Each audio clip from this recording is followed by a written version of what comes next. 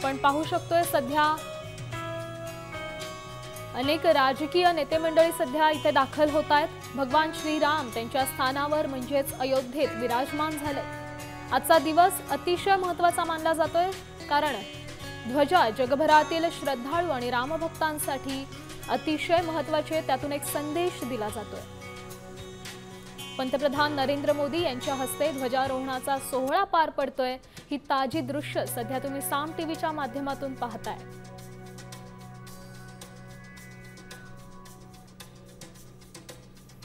नागरिकांची आणि भाविकांची देखील या ठिकाणी मोठ्या प्रमाणात गर्दी झालेली आपण पाहतोय।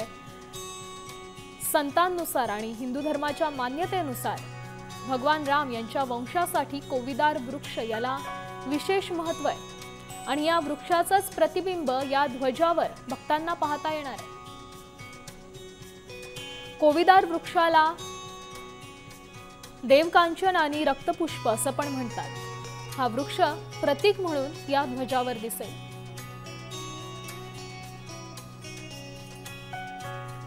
ध्वजाची वैशिष्ट्ये सांगायची झाली तर हा ध्वज 22 फूट लांब आणि 11 फूट रुंद आहे आणि या ध्वजाचं वजन हे 2 ते 3 किलो।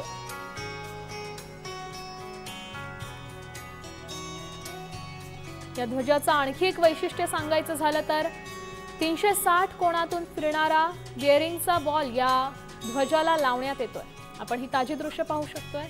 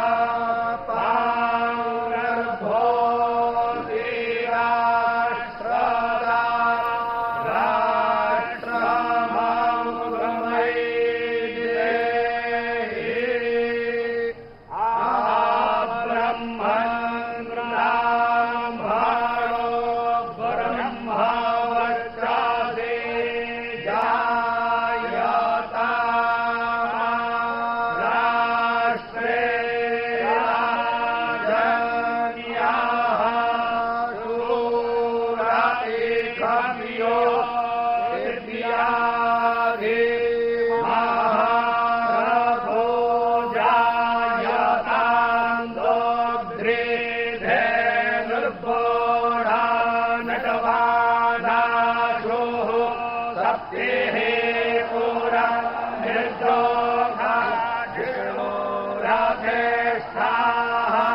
सभेयो जुवास्य जजमानस्य वीरो जायतानि आमे धीरामेनाः पर्जन्यो बर्हतु फलवत्यो न ओषधयः हस्यन्